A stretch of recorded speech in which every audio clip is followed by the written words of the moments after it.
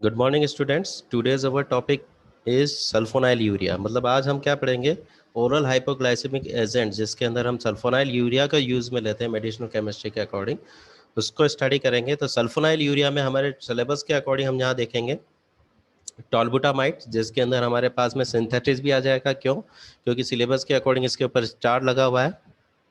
Chlorpropamide, glipizide,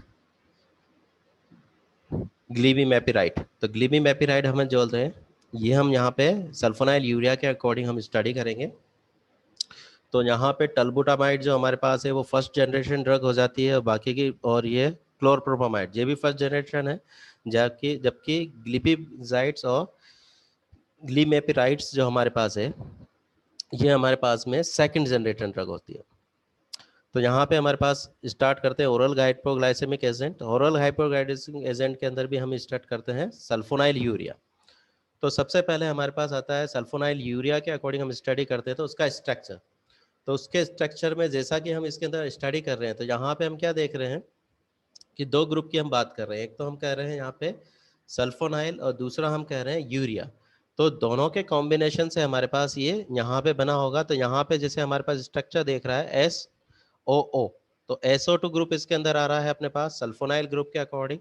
यहाँ पे ये यूरिया ग्रुप हमारे पास जुड़ा हुआ है, जिसके हम बोलते हैं कि NH2CONH2, जिसको हम यूरिया बोल देते हैं। तो वो यहाँ पे इसके साथ में अटैच है। तो ये वाला ग्रुप और ये वाला ग्रुप दोनों अटैच जिसके अंदर प्रेजेंट है, उसको हम बोल देते हैं सल्फोनाइल यूरिया। ऐसे ही हम पढ़ते हैं यहाँ पे सल्फोनामाइड। तो सल्फोनामाइड में हमारे पास क्या होता है, यहाँ पे यूरिया की जगह यहाँ पे NH2 ग्रुप हो जाता है। तो ये हमारे पास डिफरेंट हो जाता है इसमें सल्फोनाइल यूरिया और इसके अकॉर्डिंग, यहाँ पे सल्फोनामाइड के अकॉर्डिंग। तो यहाँ पे हम इसके अकॉर्डिंग देखेंगे, यहाँ अगर सल्फोनाइल यूरिया के अकॉर्डिंग अगर हम स्टडी कर रहे हैं, तो यहाँ पे एक तो R1 और एक R2 जो हमारे पास ग्रुप है, उनके चेंजिंग के अकॉर्डिंग यहाँ पे हम डेरिवेशन के फॉर्म में नई नई ड्रग्स जो कि सल्फोनाइल यूरिया ग्रुप के अंदर आएगी, उनको प्रिपरेशन आता है। तो these are the first class of the oral hypoglycemic agent used for the treatment of diabetes, and they are also called as the insulin गुगीज। तो सिक्रेटोग्लूगीज हम इसको बोल देते हैं, इंसुलिन सिक्रेटोग्लूगीज।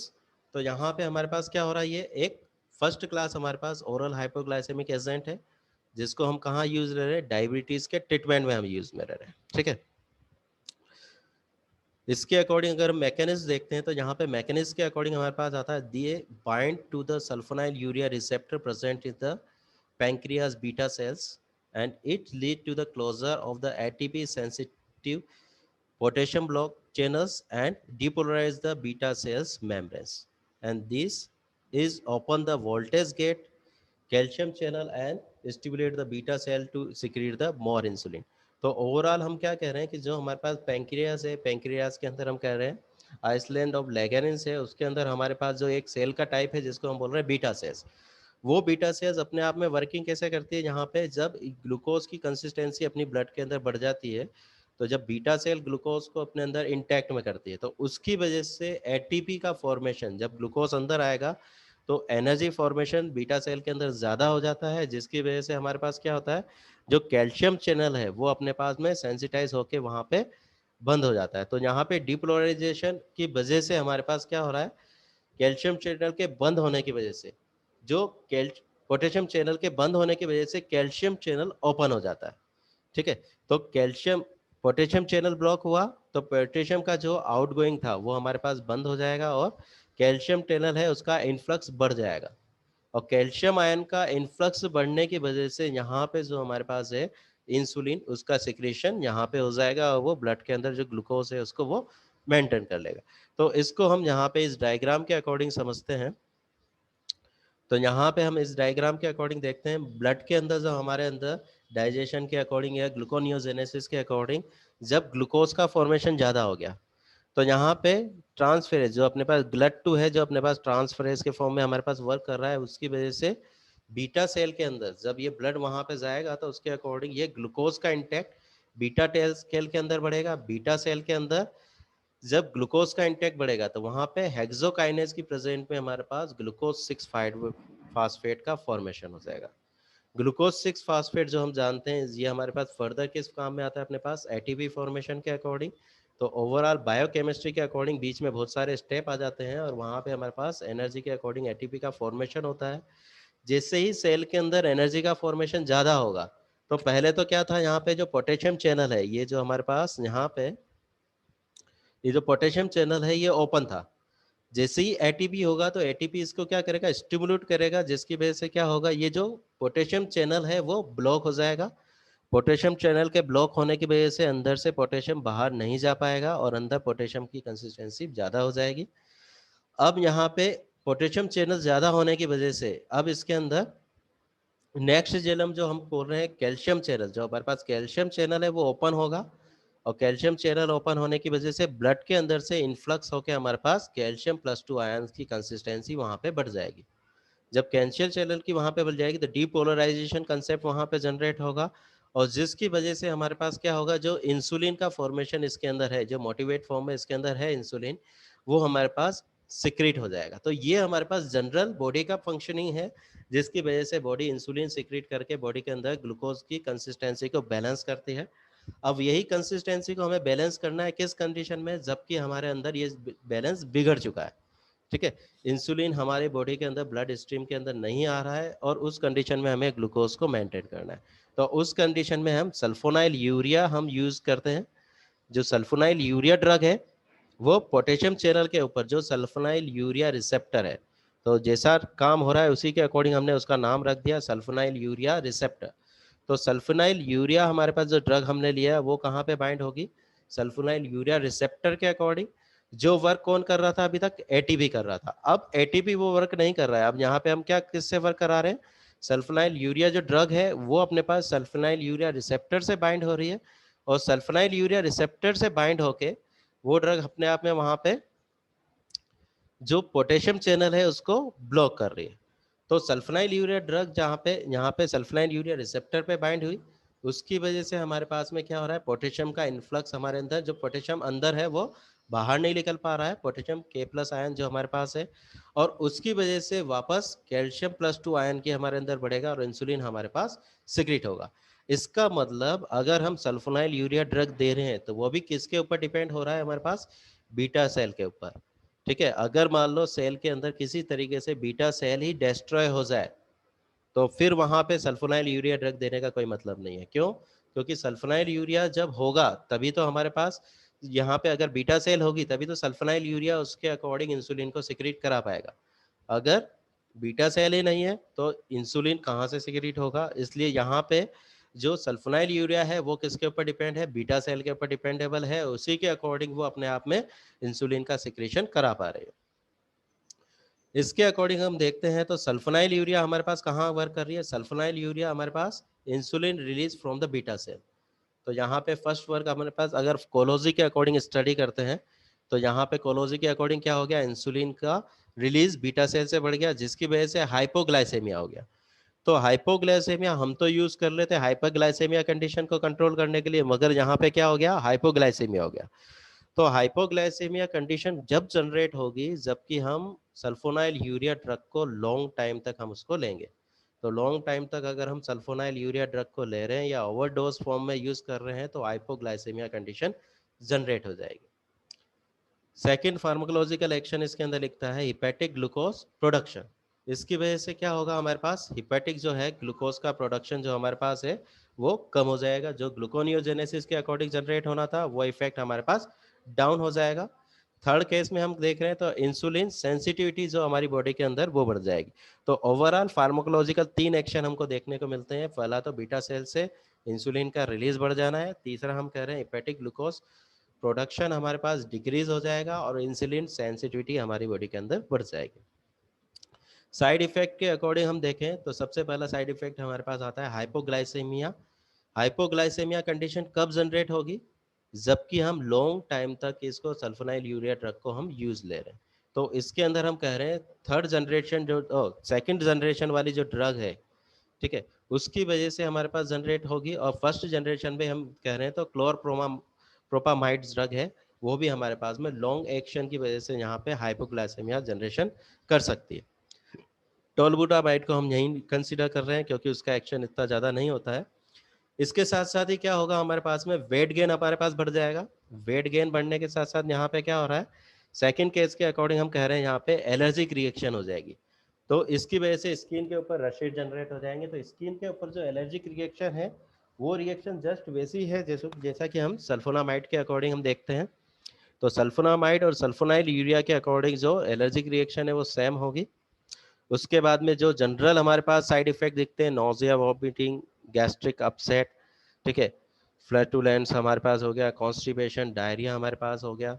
टॉक्सिक जनरेशन के अकॉर्डिंग कहें तो यहाँ पे टॉक्सिक सल्फोनाइल यूरिया की वजह से हमारे पास bone marrow depression condition generate हो जाती है।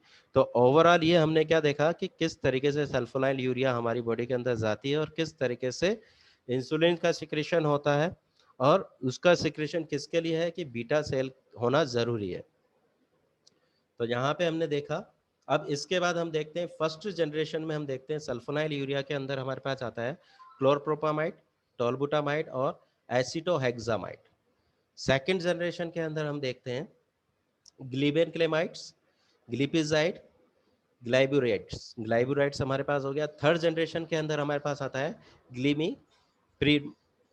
ग्लिमीपीराइड्स हमारे पास ड्रग हो गया थर्ड जनरेशन के according. First generation, second generation और थर्ड जनरेशन, ठीक है। तो इसके अंदर हमारे पास क्लोरप्रोमामाइड हमारे पास है इस सिलेबस में, टोलबुटामाइड हमारे पास आएगा, ग्लिपिजाइड आएगा, ग्लिमीपिराइड्स हमारे पास जनरेशन में आ जाएगा। तो सबसे पहले हम इसके अंदर स्टडी करेंगे टोलबुटामाइड्स। तो टोलबुटामाइड्स के अकॉर्डिंग यहाँ पे वापस इसकी स्ट्रक्चर देखते हैं। तो यहाँ पे जैसा इसके स्ट्रक्चर हम देख रहे हैं, तो इसके स्ट्रक्चर में हम नोमेनक्लेचर के अकॉर्डिंग देखें तो यहाँ पे यूरिया को हमने मेन सेलेक्ट किया है, ठीक है, और यहाँ पे सल्फोनाइल ग्रुप और इधर के ग्रुप दोनों सब्स्टिट्यूट ग्रुप के फॉर्म में हमने सेलेक्ट किए हैं। तो यहाँ पे नंबरिंग हमने कैसे दी है, 1 2 3। अगर जनरली हम करते हैं नंबरिंग IUPAC के अकॉर्डिंग तो हम क्या करते हैं, लॉन्ग चेन वाले हम कार्बन एटम को के अकॉर्डिंग यहाँ पे चेन को सेलेक्ट करते हैं। मगर यहाँ पे हम किसके अकॉर्डिंग सेलेक्ट करेंगे, यूरिया के अकॉर्डिंग हम यहाँ पे 1 2 3 नंबरिंग देंगे। तो फर्स्ट पोजीशन पे हमारे पास क्या जुड़ा हुआ है, हमारे पास सल्फोनाइल ग्रुप। तो ये सल्फोनाइल ग्रुप है, तो इससे कंफ्यूज मत होना कि तुम कहो कि सर ये तो लॉन्ग चेन तो इधर दिख रही है। नहीं, ऐसा नहीं है। यहाँ पे हमने मेन किसको बनाया, यूरिया का। तो 1 2 3। तो फर्स्ट पे हमारे पास है सल्फोनाइल ग्रुप, और सल्फोनाइल ग्रुप के अंदर भी इसका भी सब्स्टिट्यूट ग्रुप लगा हुआ है, तो पैराटोलुइन। तो पैराटोलुइन हमारे पास ये कंस्टिट्यूशन हमारे पास टोलुइन वाली आ गई। तो टोलुइन यहाँ पे इसके भी पैरा पोजीशन पे, तो ये हमारे पास पैराटोलुइन हमारे पास ये कंडीशन।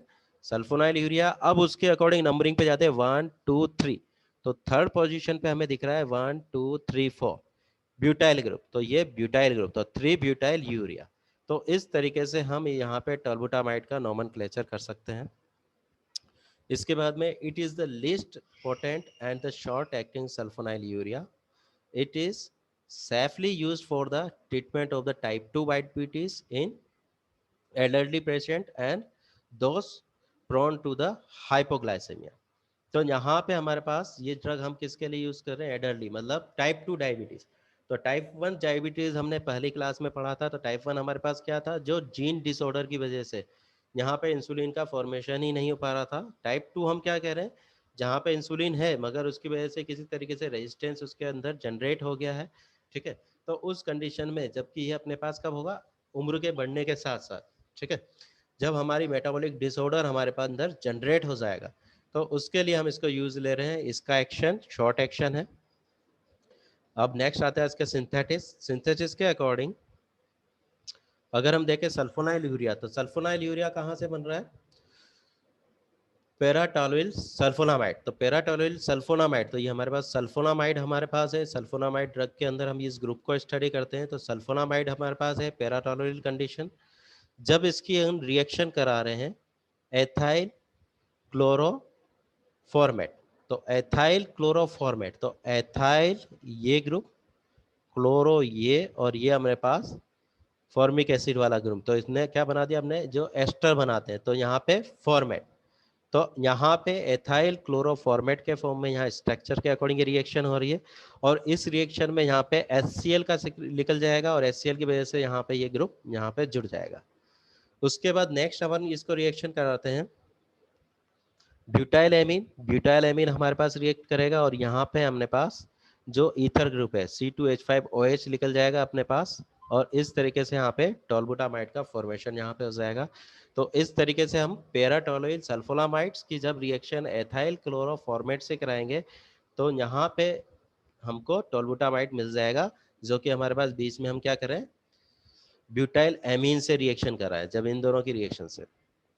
इसके बाद नेक्स्ट हमारे पास ड्रग आता है क्लोरप्रोपामाइड्स। क्लोरप्रोपामाइड के अकॉर्डिंग हम स्टडी करें तो इसकी स्ट्रक्चर में हम देखें तो ये भी सल्फोनाइल यूरिया के अकॉर्डिंग है, वैसा ही स्ट्रक्चर है, मगर यहाँ पे हमारे पास क्लोराइड ग्रुप यहाँ पे आ गया है। देखो दोनों के स्ट्रक्चर में यहाँ पे देखो ये ग्रुप सेम है, यहाँ पे टोलुइन था हमारे पास, यहाँ पे हमारे पास क्या हो गया, क्लोराइड ग्रुप आ गया।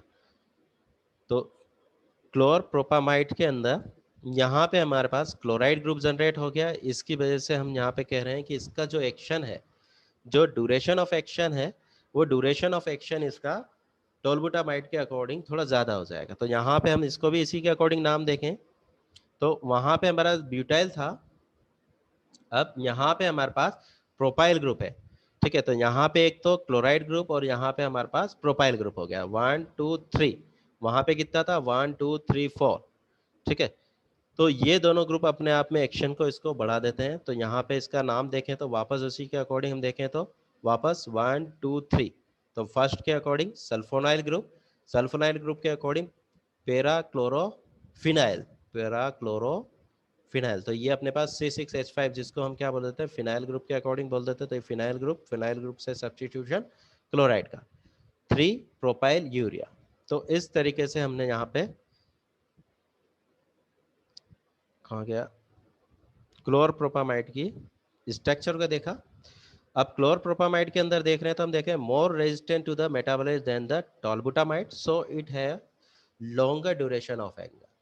तो यहाँ पे हमने अभी देखा था कि इसके अंदर सल्फोनाइल यूरिया की वजह से जो इफेक्ट दिख रहा था हाइपोग्लाइसेमिया, तो क्यों दिख रहा था, क्योंकि टोलबुटामाइड के मुकाबले में इसका लॉन्ग ड्यूरेशन ऑफ एक्शन है।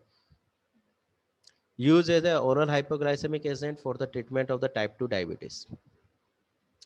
नेक्स्ट हमारे पास ड्रग आती है ग्लिपिजाइड। ग्लिपिजाइड को अगर हम देख रहे हैं तो इसका स्ट्रक्चर अगर हम देखें तो यहाँ पे इस ग्लिपिजाइड के स्ट्रक्चर के अकॉर्डिंग यहाँ पे हमको दिखता है इसके अंदर इधर की साइड यूरिया के साइड में एक तो हमारे पास साइक्लोहेक्साइल ग्रुप हमारे पास लिखा हुआ है। ठीक है, तो यहाँ पे ये सेचुरेशन कंडीशन है, याद रखना। कभी कभी बच्चे क्या है जब एग्जाम में इसको बनाते हैं तो बेंजीन रिंग बना के आ जाते हैं। तो ये हमारे पास क्या है, साइक्लोहेक्साइल, मतलब ये कोई बेंजीन रिंग नहीं है हमारे पास, साइक्लो के फॉर्म में अपने पास, हेक्साइल के फॉर्म में अपने पास, सैचुरेटेड रिंग के फॉर्म में यहाँ पे ये ग्रुप सब्स्टिट्यूट के फॉर्म में जुड़ा हुआ है। नेक्स्ट हम यहाँ पे देखते हैं इसके अंदर पायराजीन जो अपने पास ग्रुप है, यहाँ पे ये पायराजीन ग्रुप यहाँ पे जुड़ा हुआ है, जिसके अंदर 5 पोजीशन पे हमारे पास मेथाइल ग्रुप है। तो इसकी नंबरिंग हम कहाँ से करेंगे, जहाँ से 1 2 3 4 5। तो 5 के अकॉर्डिंग इस पे मेथाइल ग्रुप यहाँ पे जुड़ा हुआ होता है। तो पायराजीन के अकॉर्डिंग यहाँ पे स्ट्रक्चर है, और एक इसके अंदर ये ग्रुप जुड़ा हुआ है जिसको हम कह रहे हैं CONH। ठीक है, तो जनरली इसको हम क्या बोल देते हैं, कार्बोमाइड बोल देते हैं। तो ये कार्बोमाइड ग्रुप यहाँ पे जुड़ा हुआ है। अब कार्बोमाइड ग्रुप के साथ में वापस इसका फ्रैक्शन करेंगे तो यहाँ पे CH2 वाला 2 कार्बन वाला ग्रुप जुड़ा हुआ है जिसको हम बोल देते हैं एथाइल ग्रुप। तो CH2 ग्रुप है। फिर यहाँ पे हमारे पास फिनाइल ग्रुप हमारे पास जुड़ा हुआ है, और यहाँ पे अपने पास सल्फोनाइल ग्रुप और सल्फोनाइल यूरिया। अब इसके नोमेनक्लेचर पे अगर हम जाते हैं तो यहाँ पे इसकी नंबरिंग हम देंगे, तो यहाँ पे नंबरिंग में हमने अब यहाँ से 1 2 3 दिया। तो 1 के अकॉर्डिंग, फर्स्ट के अकॉर्डिंग साइक्लोहेक्साइल। ठीक है, तो साइक्लोहेक्साइल हमारे पास हो गया। थर्ड पोजीशन पे हमने क्या लगाया, सल्फोनाइल ग्रुप। सो सल्फोनाइल हमारे पास ग्रुप हो गया। ठीक है, थर्ड पोजीशन पे यहाँ से सल्फोनाइल ग्रुप। अब इसके सब्स्टिट्यूट पे हम जाएंगे तो यहाँ पे सब्स्टिट्यूट में हमने क्या देखा, पहले फिनाइल ग्रुप। तो ये फिनाइल ग्रुप, उससे अटैच है अपने पास एथाइल ग्रुप, और एथाइल ग्रुप में हमारे पास जुड़ा हुआ है कार्बामाइड। तो कार्बामाइड नाम आ गया, कार्बामाइड से जुड़ा हुआ है अपने पास तो पायराजीन। तो पायराजीन में भी हम क्या करें, जाइल। तो पायराजाइल में सेकंड पोजीशन से यहाँ पे अपने पास में जुड़ा हुआ है, तो आयल डबल बॉन्ड को दिखा रहे हैं पायराजाइल। अब ये पायराजाइल ग्रुप जुड़ा हुआ है, इसके 5 पे हमारे पास 5 मेथाइल। तो इस कंडीशन से हम इसका पूरा नाम यहाँ पे लिखेंगे, जो कि काफी बड़ा हो जाता है यूपीएससी के according. It has the quick onset of action, used as a oral hypoglycemic agent for the treatment of the type 2 diabetes. तो same case same use, quick onset of action. उसके बाद आता है, इसके बाद नेक्स्ट आता है मेरे पास ग्लिमीपिराइड्स। तो ग्लिमीपिराइड्स जो हमारे पास ड्रग है, ग्लिमीपिराइड्स, तो ग्लिमीपिराइड्स का स्ट्रक्चर हम देखें तो ग्लिमीपिराइड्स का स्ट्रक्चर में हमारे पास यहाँ पे जो हम देख रहे थे उसके साथ में यहाँ पे इसके अंदर ग्लिपिजाइड के अकॉर्डिंग यहाँ पे मेथाइल ग्रुप हमारे पास बढ़ गया है।